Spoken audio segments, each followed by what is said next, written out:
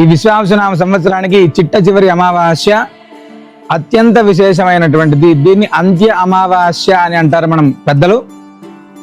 పరమ పవిత్రమైనటువంటి భద్రాద్రి దివ్యక్షేత్రంలో కల్పవృక్ష నారసింహ స్వామివారి యొక్క దివ్య సన్నిధిలో సకల గ్రహ దోషాలు తొలగిపోవాలి, సర్వ అరిష్టాలు తొలగిపోవాలి, వచ్చేటువంటి ఈ యొక్క పరాభావనామ సంవత్సరంలో ఎలాంటి గ్రహ బాధలు ఉండకుండా ఉండాలి అనేటువంటి సత్సంకల్పంతో ప్రతి అమావాస్య సందర్భంగా ఇక్కడ జరిగేటువంటి విశేషమైనటువంటి పూజలలో సకల గ్రహ దోష నివారణ హోమం, నక్షత్ర నవగ్రహ హోమాన్ని నిర్వహిస్తూనే ప్రాతకాలంలో విశేషమైనటువంటి గోపూజ, కల్పవృక్ష నారసింహ స్వామి వారికి నవకలశ స్నపన తిరుమంజనం, విశేషమైనటువంటి మహాసుదర్శన నారసింహ హోమం, శ్రీ మహాలక్ష్మి హోమం, సకల అరిష్టాలు తొలగిపోవాలి, అలక్ష్మీ దోషాలు తొలగిపోవాలి, అంటే మన ఇంట్లో ఉండేటువంటి ఈతి బాధలు ఏవైతే ఉన్నాయో అవన్నీ తొలగిపోవాలి అనేటువంటి సత్సంకల్పంతో నిర్వహించేటువంటి అత్యద్భుతమైనటువంటిది సర్వారిష్టాలు తొలగిపోవాలి అని చేసేటువంటి మహాసుదర్శన నారసింహ హోమం.